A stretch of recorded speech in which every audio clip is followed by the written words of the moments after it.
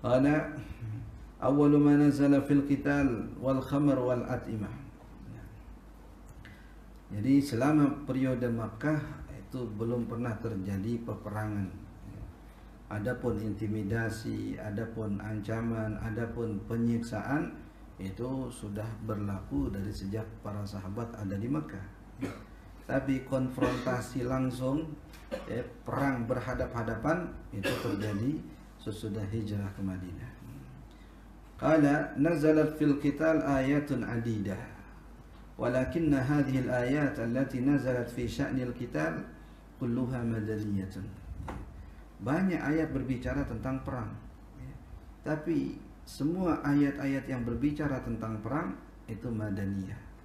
Dari segi kronologi turunnya itu turun pada fase Madani atau pada fase Madinah. Nah, ini juga menandakan kesempurnaan syariat dalam Islam. Bahwasanya ada ahkamul hakimin, ada zat yang maha bijak, zat yang maha mengatur, sehingga semua urusan agama teratur. Hatta juga dengan syariat, kapan diwajibkannya salat, kapan diwajibkannya puasa, itu mencari momen. Tidak ujuk-ujuk Nabi membawa risalah kemudian semua kewajiban langsung satu paket di awal. Nah, ini juga proses, ini juga fase. Kapan diwajibkannya puasa, itu juga proses, dan itu ada hikmah di balik semua itu. Termasuk masalah perang. Apakah seseorang ketika datang kepada baginda Nabi SAW kemudian masuk Islam langsung ada ketentuan tentang syariat perang? Belum ada. Ini juga menandakan kesempurnaan syariat. Ada proses, ada prosedur, ada kronologi yang menunjukkan kesempurnaan syariat ini. Bukan di Mekah fasenya, tapi justru di Madinah. Nah, li'anna al-muslimina fi Makkah kanu fi halati du'fin. Kaum muslimin saat mereka ada di Mekah ada dalam kondisi lemah. Fakana jihaduhum lil a'da'i bil lisan la bis sinan. Maka jihad mereka menghadapi musuh dengan mulut, dengan argumentasi, dengan menyampaikan ayat, dengan menjelaskan tentang syariat. La bis sinan, bukan dengan pedang. Nah, bukan dengan senjata, bukan dengan mengangkat senjata. Nah, walam yusmah lahum biqitalil a'da illa ba'dal hijrah, dan tidak diperkenankan para sahabat atau kaum muslimin saat itu untuk memerangi musuh kecuali setelah hijrah. Ada masa adaptasi, ada masa konsolidasi saat hijrah ke Madinah. Nah, barulah pada peristiwa atau pada tahun kedua Hijriah, 2 tahun setelah hijrah, terjadi peristiwa perang Badar. Nah, qala ba'da an taqawwal muslimun, setelah kaum muslimin menjadi kuat, wa kasuru, dan juga jumlahnya semakin banyak, sehingga seimbanglah dengan kekuatan orang-orang Quraisy. Walaupun secara kuantitas itu belum seimbang, tapi suara dengan kualitas itu bahkan melebihi kualitas orang yang mengungguli mereka secara kuantitas.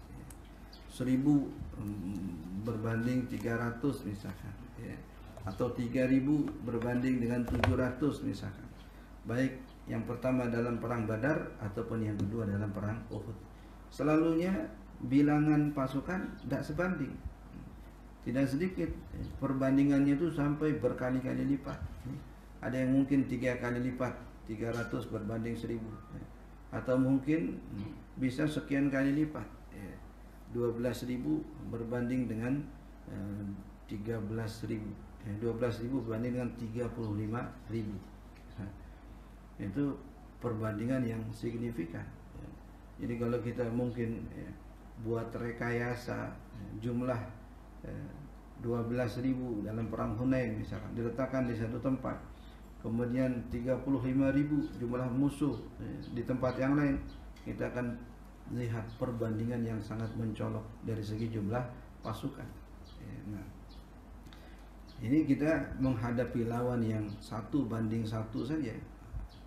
Lihat dalam misalkan olahraga, itu lawan sebanding dengan jumlah kita. Sepak bola 11 lawan 11.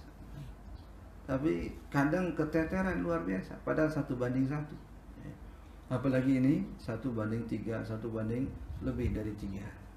Dan ini bukan di permainan, bukan di olahraga, di apa? Peperangan. Nah, yang kadang 1 atau 2 musuh saja itu sudah membuat gentar kita, sudah membuat takut kita. Mungkin lihat bilangannya lebih dari kita. Kalaupun tidak lebih dari kita, bilangannya sama, mungkin melihat senjatanya, mungkin melihat persiapannya, atau mungkin melihat postur tubuhnya. Gede amat ini orang. Kita kecil, canggih amat senjatanya itu orang, lengkap banget baju perangnya, dan seterusnya. Itu sudah secara kalkulatif, secara hitung-hitungan udah kalah kita. Apalagi juga ditambah dengan bilangan yang sangat beda, sangat mencolok jumlahnya.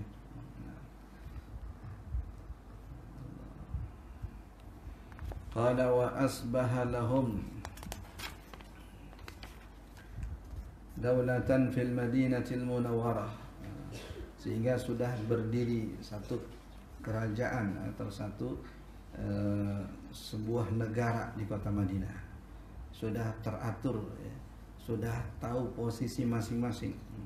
Fanazala inda dzalika al-idnu bil qital, maka saat itu barulah turun izin untuk berperang. Itu pun baru konteks ayat, belum realisasi, belum aplikasi, baru sekedar ayat yang turun. Wa awwalu ayatin nazalat fil qital hiya qaulullah tabaraka wa ta'ala fi suratil hajj, udzina lil ladzina yuqatalun bi annahum zulimu wa innallaha ala nasrihim laqadir. Udzina, telah diizinkan. Setelah sekian lama nih, setelah sekian lama diintimidasi, setelah sekian lama diprovokasi, setelah sekian lama terusir dari negeri sendiri, baru kemudian ada izin untuk perang.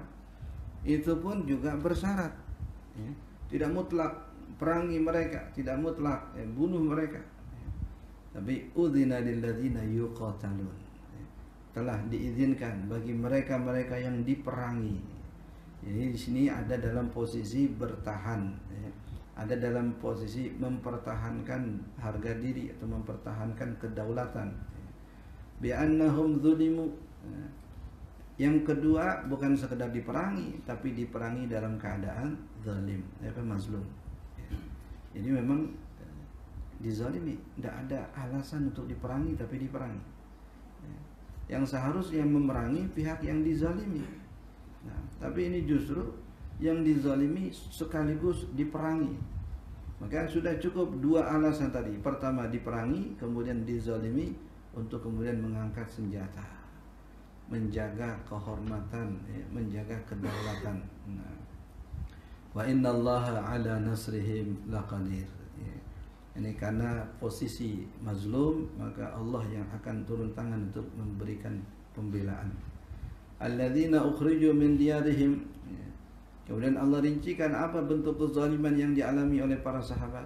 Mereka terusir dari kampung halaman mereka bi ghairi haq, hanya karena mereka mengucapkan la ilaha illallah, hanya karena mereka ingin beriman kepada Allah, bukan karena ingin merampas kekuasaan orang-orang Quraisy, bukan karena ingin mengambil alih kekayaan orang-orang Quraisy, tidak. Semata ingin menegakkan kalimat la ilaha illallah, semata ingin menunjukkan eksistensi iman kepada Allah. Qala illa ayyaqulu, hanya karena mereka mengatakan Rabbunallah walaula daf'ullahin nasa ba'dahum bi ba'din lahuddimat sawami'u wa biya'u wa salawatu wa masajidu yudhkaru fi hasbullahi katsira. Nah, daf'ullahin nasa ba'dahum bi ba'din ini diaplikasikan dalam peperangan. Kalau kezaliman dibiarkan tanpa ada perlawanan, rumah-rumah ibadah akan hancur. Tempat-tempat manusia menyembah Allah akan rubuh. Maka disyariatkanlah perang untuk menjaga eksistensi rumah-rumah Allah, untuk memastikan keberadaan tempat-tempat persembahan kepada Allah. Itu juga diantara hikmah perang. ya. Nah, menjaga ya, apa namanya itu eksistensi orang-orang yang sujud kepada Allah. Kalau tidak ada gangguan seperti ini, mereka akan fokus ibadah saja. Ngapain perang? Ya. Ya, mau beriman silahkan, tidak beriman pun juga tidak masalah. Man syaa falyu'min wa man syaa falyakfur. Tapi ketika mereka bukan sekedar tidak beriman, tapi juga mengganggu, tapi juga mengintimidasi, tapi juga menyakiti, maka saat itulah mereka harus membela diri. Walaula dafullahin nasa ba'dahum bi ba'din, orang-orang yang aniaya, orang-orang yang zalim, orang-orang yang arogan, orang-orang yang diktator, itu kemudian dilawan oleh orang-orang yang lemah. Allah memberikan jaminan sekaligus janji bahwa orang-orang yang lemah itu akan mendapatkan pertolongan dari Allah SWT. Nah, dalam perjalanan sejarah, betapa banyak tuh pemimpin-pemimpin yang nggak ada kekuasaan di atas kekuasaan mereka, kecuali kekuasaan Allah. Fir'aunnya, Namrudnya, bahkan juga penguasa-penguasa di akhir zaman seperti zaman-zaman kita sekarang. Nah, yang pernah menjadi orang yang sangat berkuasa sampai digelari dengan gelar-gelaran yang spektakuler, disebut the special one, nggak ada orang lain di atas dia kekuasaan, ya. Di presiden-presiden Amerika, ya. Kemana itu presiden-presiden Amerika? Ya. Nah, kadang juga kehidupan mereka berakhir dengan tragis. Gimana tuh pemimpin-pemimpin arogan, pemimpin-pemimpin zalim seperti presiden-presiden Israel misalkan, ya, dengan Netanyahu-nya, dengan Ehud Baraknya, kemudian sebelumnya dengan Ariel Sharon, ya. Itu sebahagian besar, kecuali Netanyahu yang masih hidup, itu dan mati dalam keadaan tragis, mati dalam keadaan hina. Nggak ada kekuatan pasukan, nggak ada kekuatan teknologi yang bisa menghalang mereka mengalami fase itu, mengalami proses itu, proses sakit, proses tua, proses mati. Nah, bukan karena mereka punya peralatan canggih kemudian bisa menghindar dari proses itu, proses tua. Ada yang bisa menghindar dari proses tua. Proses sakit, ada yang bisa menghindar dari proses sakit. Nah, berbaring di rumah sakit sampai berbulan-bulan, ya. Apalagi proses kematian, ada yang bisa. Jangan matikan saya ini presiden Israel misalnya. Jangan matikan saya ini presiden Amerika Serikat, negara adidaya, negara superpower, Raiso. Jibril tidak peduli, tetap dicabut nyawanya. Nah, itu kekuatan manusia, padahal mereka meminjam kekuatan Allah, tapi sombong karenanya. Wala yansurannallaha man yansuruh, innallaha laqawiyyun aziz. Jadi ada perintah atau ada izin, ya, tapi juga ada janji. Bukan Allah perintahkan perang begitu saja, tapi Allah janjikan kemenangan. Sebelum Allah janjikan kemenangan, Allah janjikan pertolongan. Bukan dilepas begitu saja, ya. Nah, bukan disuruh perang kemudian ditinggalkan seperti itu saja, enggak. Ada perintah, kemudian ada pertolongan, kemudian ada janji kemenangan. Alas, ibarat permainan, itu kartu truf di tangan kita. Dijanjikan pertolongan, dijanjikan kemenangan. Nah, selesai. Nah, apa yang diharapkan dari sebuah peperangan kecuali kita mendapatkan pertolongan? Apa yang diharapkan hasil dari sebuah peperangan kecuali kita mendapatkan kemenangan? Kalau kalah, apa yang terjadi dengan pihak-pihak yang kalah? Innal muluka idza dakhalu qaryatan afsaduha wa ja'alu a'izzata ahliha adillah. Hancur itu. Nah, bahkan jadi hina pemimpin-pemimpinnya atau menjadi hina pengikut-pengikutnya. Tapi itu semua tidak terjadi. Bahkan dalam perang yang oleh sebagian ahli sejarah dikategorikan kaum muslimin mengalami kekalahan ketika itu, ya, dalam peristiwa perang Uhud misalkan, itu tidak kalah 100%, ya. Nah, bahkan saat itu Nabi SAW, ya, setelah selesai perang Uhud, ya, di mana banyak yang gugur, ya, banyak yang terluka, ya, peperangan yang menghabiskan energi, ya, peperangan yang sangat mengeksplorasi mental para sahabat, mental sebelum perang, mental saat perang, mental sesudah perang. Saat perang menghadapi musuh yang 3 kali lipat. Sesudah perang melihat sahabat sendiri terkapar, melihat sanak famili sendiri terbunuh. Setelah itu harus juga mengubur mereka di tempat mereka meninggal, di kawasan Uhud. Proses penggalian untuk 70 jenazah, walaupun sebagiannya dihimpunkan dalam satu lubang. Ternyata nggak selesai sampai di situ. Nabi SAW mengatakan siapapun yang ikut dalam perang Uhud, bukan yang lain, bukan yang tidak ikut, yang ikut dalam perang Uhud, maka hendaklah ikut kepada kami untuk datang ke satu lembah, di mana di lembah itu atau di kawasan itu Rasulullah SAW kemudian memerintahkan para sahabat untuk membuat api, jadi perapian, naik apinya di sini, bakar api. Di mana dari jalan itu orang-orang Mekah yang melakukan proses kepulangan ke kota Mekah dengan euforia kemenangan, perasaan mereka itu menang, dan mereka pastikan kaum muslimin tidak akan mengejar mereka ke Mekah, karena mereka pasti sedang sibuk ngurusin banyaknya korban. Pastilah mereka sibuk ngurusin luka-luka orang-orang yang terluka. Nah, belum lagi tadi secara mental mereka pasti down. Tapi ternyata di tengah perjalanan sebelum mereka sampai ke kota Mekah, mereka menyaksikan api yang terbakar. Itu isyarat bahwa kaum muslimin mengejar mereka. Wah, kita dikejar ini. Kalau nggak segera lari ke Mekah, maka kaum muslimin akan mengejar kita atau akan menyusul kita. Pada Rasulullah SAW itu melakukan strategi perang. Nah, bayangkan yang masih tertatih-tatih dengan lukanya, yang masih mengalami traumatik dengan jatuhnya korban kerabatnya atau mungkin sahabatnya, ternyata harus melanjutkan perjalanan untuk kemudian beberapa waktu mereka mengadakan atraksi-atraksi untuk menunjukkan keberadaan mereka. Dan itu penting supaya kaum muslimin yang merasa terkalahkan bangkit kembali semangat mereka. Kita tinggal untuk beberapa waktu di sini. Apakah kemungkinan ada orang Mekah yang akan balik menyerang kita? Kita wujudkan atau kita tampakkan keberadaan kita. Bakar api unggun supaya mereka tahu kita ada. Kalaupun mereka merasa menang, misalnya mereka akan datang untuk menyerang kembali. Ternyata nggak datang. Berarti mental para sahabat bangkit kembali.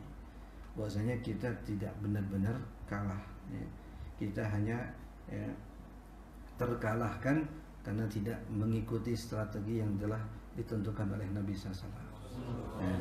Dan itu pelajaran pertama dan terakhir. Sesudah itu nggak lagi ada hal yang sama yang pernah dialami oleh para sahabat. Di samping mereka juga menyaksikan apa yang dialami oleh baginda Nabi SAW. Nah, apa kalian masih akan membiarkan terulang peristiwa di mana gigi geraham baginda Nabi SAW patah, di mana sujud jabino, kusirat rubaiyatu, belum lagi dengan darah yang membasahi tubuh baginda Nabi SAW. Akankah kalian sampai hati peristiwa itu akan terulang kembali? Itu betul-betul jadi pengalaman sejarah. Terulang kembali, tapi dalam skala yang lebih kecil pada peristiwa perang Hunain. Allah gambarkan id a'jabatkum kasratukum, ketika mereka merasa euforia, bangga dengan jumlah pasukan yang banyak, yang walaupun jumlah musuh jauh lebih banyak. Tidak pernah ada perbandingan kaum muslimin pasukannya lebih banyak daripada musuh. Selalunya lebih sedikit. Bahkan ketika ada dalam bilangan yang banyak 12.000, itu ternyata pasukan musuh jauh lebih banyak. Nah, timbul perasaan seperti itu. Kemudian Allah tegur, kali pertama terjadinya peperangan atau bahasa kita ronde pertama, mereka dibuat kocar-kacir dengan serangan mendadak daripada musuh. Nah, karena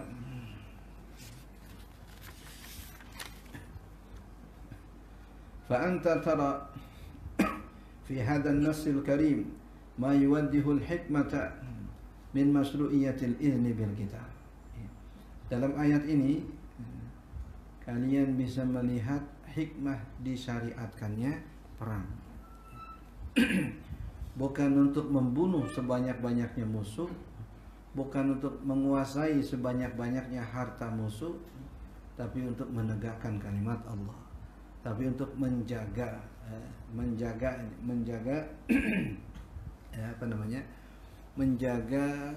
kesestabilan manusia. Laula daf'ullahin nasa ba'dahum, itu untuk menjaga stabilitas manusia. Kalau orang-orang yang zalim dibiarkan zalim, Fir'aun dibiarkan zalim misalkan, muncullah atau Allah munculkan Musa yang mematahkan hegemoni Fir'aun, yang meruntuhkan kekuasaan Fir'aun. Muncul Namruz, Allah datangkan Nabi Ibrahim alaihissalam. Mahakala dalam perjalanan sejarah selalunya Allah Subhanahu wa taala menyeimbangkan ekosistem manusia.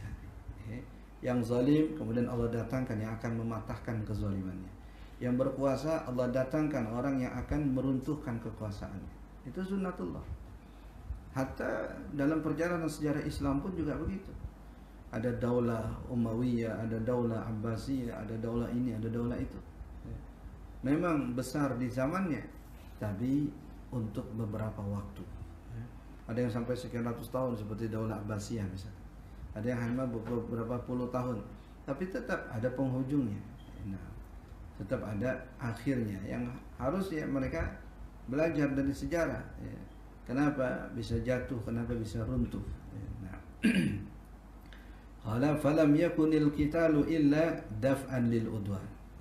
Tidaklah disyariatkannya perang kecuali untuk membela permusuhan atau membela diri dari serangan. Daf'an lil udwan, membela diri dari serangan.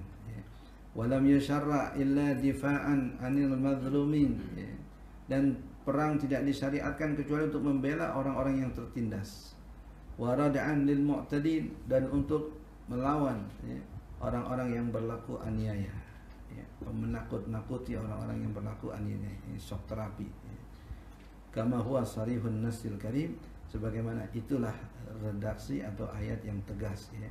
Nah,